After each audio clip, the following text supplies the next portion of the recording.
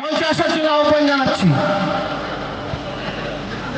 শহীদুল মিস্ত্রি, কালচারাল সম্পাদক,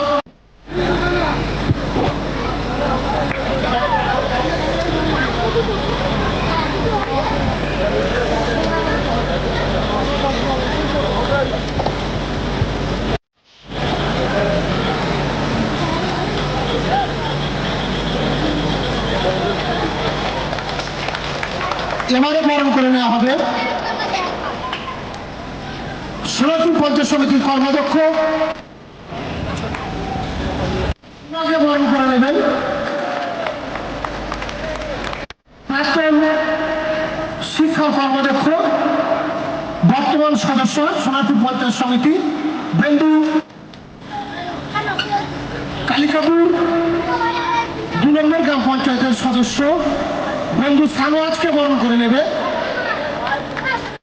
আমরা এবারে বরণ করে নেব সোনারপুর পঞ্চায়েত সমিতির সদস্য সুলেখা নস্করকে বরণ করে নেবেন এবং শিক্ষক পার্থসারথী সর্দার মহাশয়কে বরণ করে নেবেন। আরো একজন আমাদের মধ্যে উপস্থিত হয়েছেন দক্ষ সংগঠক ডক্টর আজিজুল হালদারকে বরণ করে নেবেন।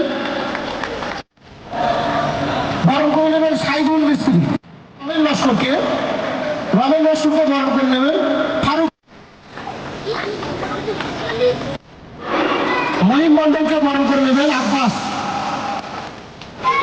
আইন মন্ডলকে বরণ করে নেবে সাইদুল মোল্লা।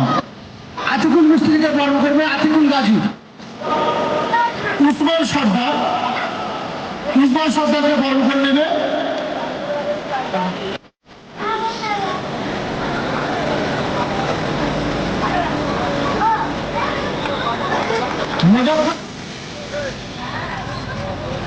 এবার আমরা বরণ করে নেব আতোয়ার মোল্লাকে বরণ করে নেবে ফারুক গাজী।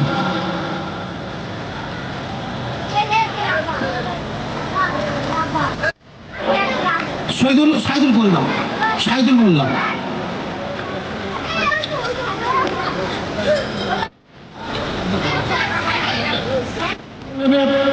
মেহেন্দি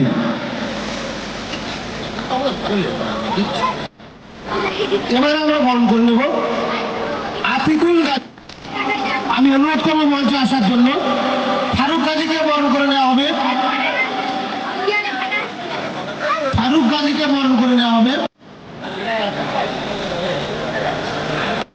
হুসেন গাজী।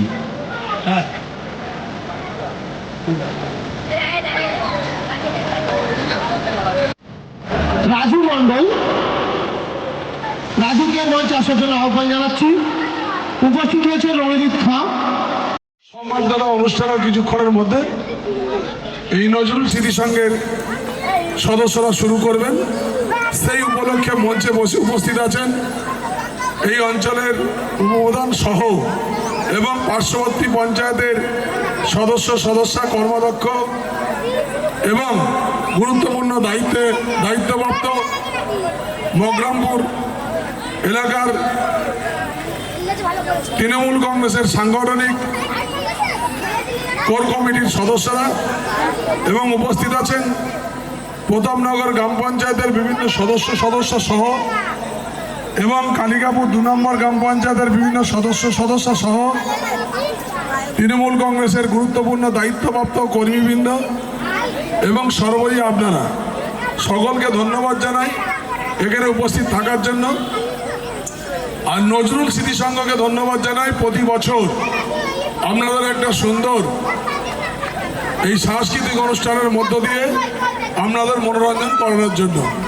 তাই নজরুল স্মৃতি সংঘের পাশে আপনারা প্রতি বছর যেভাবে নজরুল স্মৃতি সংঘের সদস্যদের উৎসাহ প্রদান করেন, এবছরও নজরুল স্মৃতি সংঘের সদস্যদের উৎসাহ দেবেন যাতে প্রতি বছর এই সুন্দর সাংস্কৃতিক অনুষ্ঠান আপনাদের সামনে উপস্থাপন করতে পারে। তার জন্যে নজরুল স্মৃতি সংঘের পাশে আপনারা থাকবেন এবং আমরাও প্রতি বছরের মতো আপনাদের ডাকে এখানে আসতে পেরে আমরাও নিজেদেরকে ধন্য মনে করি। হয়তো আর একটু থাকলে ভালো লাগতো, কিন্তু আর একটা আমার অন্য জায়গায় যাওয়ার জন্যই আমি তাড়াতাড়ি চলে যাচ্ছি। আশা করছি পরের বছর একটু বেশি সময় দিয়ে, কারণ একটু রাত্রে এখানে লোকজন বেশি আসে এবং সুন্দর অনুষ্ঠান আপনারা উপভোগ করেন। সেই জন্য যারা এখন এসে আসতে পারেননি, এই মাইকের আওয়াজ যতদূর পর্যন্ত যায় তাদেরকেও ধন্যবাদ জানাই।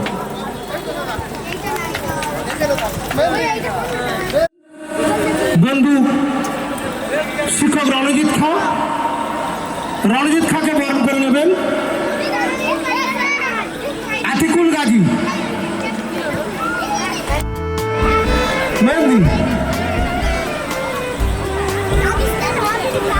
আজকে উচ্চ মাধ্যমিক 2025-এ যারা পাশ করেছে তাদের উৎসাহিত যে এই সন্ধ্যাকালীন বিচিত্র অনুষ্ঠান হচ্ছে, তার একটা মেন উদ্যোক্তার মধ্যে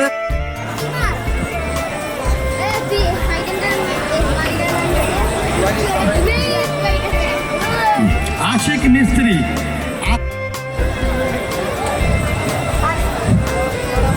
এরপরে মনোমন মোল্লা, আমাদের আর এক ইয়াং উপস্থিত আছেন, আর এক মাস্টারমশাই উপস্থিত আছেন নজরুল আলী খান, ওনাকে বরণ করে নেবেন আতোয়ার মোল্লা। নজরুল আলী খান আপনি একটু সামনে আসুন।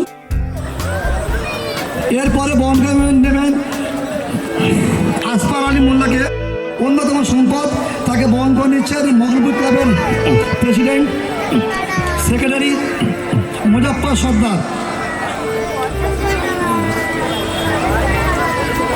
আর বিচিত্র অনুষ্ঠানের মূল যে কান্ডারি, এই যার না হলে আজকের আমাদের মগলপুর বুথের টিএমসি বুথের সভাপতি উসমান আলী সর্দার মহাশয়।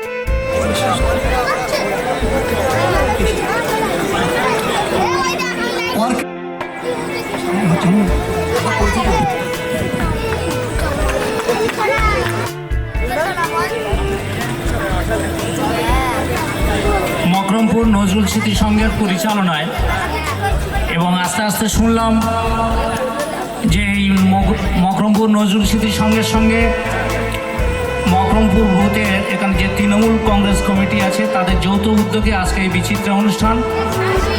এই বিচিত্রা অনুষ্ঠানে আজকে যারা এখানে উপস্থিত হয়েছেন মঞ্চের সকলেকে আন্তরিক ধন্যবাদ জানাচ্ছি।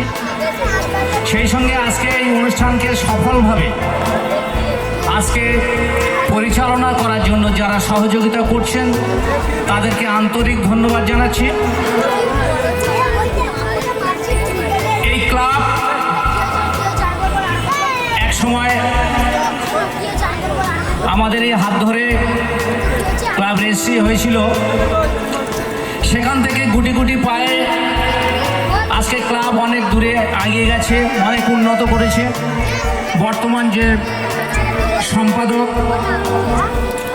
আমাদের এই ছাত্র, আমাদের এই সন্তান সমতুল্য, তারা এই অনুষ্ঠানটা দীর্ঘদিন ধরে করে আসছে এবং খুব সফলভাবে করে আসছেন। গত বছর এসে আমি একটা কথা বলেছিলাম যে মকরমপুর অঞ্চলে শুভ সন্ধ্যা।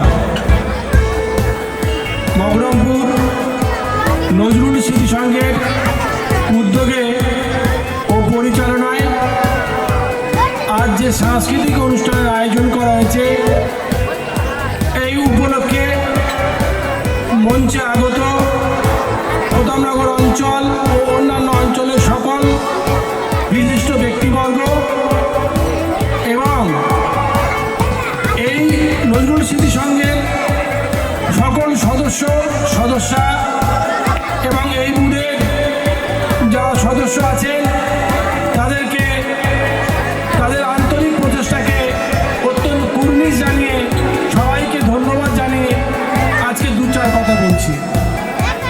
আপনারা জানেন একটা বিচিত্র অনুষ্ঠান বা সাংস্কৃতিক অনুষ্ঠান মানে নামের মধ্যে একটা সাংস্কৃতিক অনুষ্ঠান হচ্ছে বিভিন্ন মানুষের মিলনস্থল, পারস্পরিক ভ্রাতৃত্ববোধের জায়গা। গ্রামের মানুষ সবসময় দূর দূরান্তে যেতে পারে না, কিন্তু এই নজরুল স্মৃতি সংঘ এরা প্রত্যেকবারেই গ্রামের সমস্ত মানুষ এবং আশেপাশের সমস্ত মানুষকে একটা নির্দিষ্ট জায়গায় একত্রিত করেন, একটু বিনোদনের ব্যবস্থা করেন। এটা শুধু বিনোদন নয় বা একটা সাংস্কৃতিক অনুষ্ঠান নয়, এর মধ্যে আমাদের ভ্রাতৃত্ববোধ গড়ে ওঠে, সাম্প্রদায়িক সম্প্রীতি ঊর্ধ্বে উঠে সবাই মিলে কাঁধে কাঁধ মিলিয়ে এইরকম অনুষ্ঠান আমরা যাতে করি, আমাদের মধ্যে সুন্দর সম্প্রীতির ভাব গড়ে উঠবে।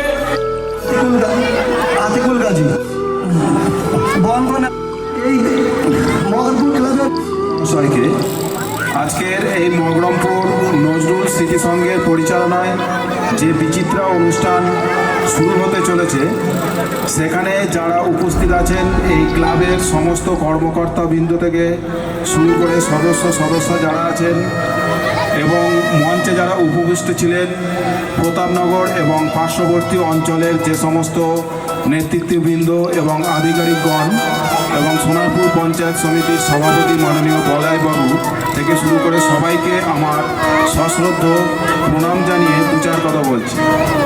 একটু আগেই আমাদের এই মাস্টারমশাই পার্থবাবু বলে গিয়েছেন যে মেলার গুরুত্ব সম্পর্কে, আপনারা সেটা শুনেছেন। আর এই অঞ্চলের বা এই বুথের যে বর্তমান সদস্য জাকিরদা থেকে শুরু করে উসমান দা, এদের নেতৃত্বে এই অঞ্চলে বা এই এলাকায় যে মেলার আয়োজন করা হয়েছে সেটা সত্যি অভূতপূর্ব। এবং এখানে আগে আমরা ছোটবেলায় যখন দেখতাম যে পরিবেশ ছিল, সেটা কিন্তু প্রচুর পরিবর্তন হয়েছে। রুমাইয়া খাতুন এবছর মাধ্যমিক দিয়েছে, রুমাইয়া খাতুন, আমিনা খাতুন, আসিয়া খাতুন, রানা মোল্লা, শরীফুল মোল্লা, বাবুসোনা ও শাহিন এবছর মাধ্যমিক পরীক্ষায় উত্তীর্ণ হয়েছে। তোমরা যথাসময়ে মাইকে যখন অ্যানাউন্স করবেন, তোমরা মঞ্চের কাছাকাছি চলে আসবে। সেই সঙ্গে এবছর যারা উচ্চ মাধ্যমিক দিয়ে উত্তীর্ণ হয়েছে, রোহিত মোল্লা, সানিয়া খাতুন, সাহিল মোল্লা, রাজিবুল মোল্লা, আরিফ লস্কর, আসমাউল লস্কর, রুবিনা খাতুন, রামিজ লস্কর ও জিনাব গাজী, প্রত্যেককে আন্তরিক ধন্যবাদ জানাচ্ছি এবং আমাদের এই ছোট্ট প্রয়াসকে সাফল্যমণ্ডিত করার জন্য মঞ্চের কাছাকাছি থাকার জন্য অনুরোধ করছি। আমরা একসাথে পড়াশোনা করতাম, একসাথেই বড় হয়েছি। মগরমপুর নজরুল স্মৃতি সংঘ দীর্ঘদিনের একটা ঐতিহ্য আছে। আমরা দেখেছিলাম, আমরা যখন ছোট ছিলাম তখন এই মাঠে নজরুল স্মৃতি সংঘে পরিচালনায় ঘোড়দৌড় হতো। ছোটবেলা থেকে সেই ঘোড়দৌড় দেখে অভ্যস্ত আমরা। এখন চারদিকে দেখছি বড় বড় বিল্ডিং হয়ে গেছে, সেই ঘোড়দৌড়টা আর হচ্ছে না।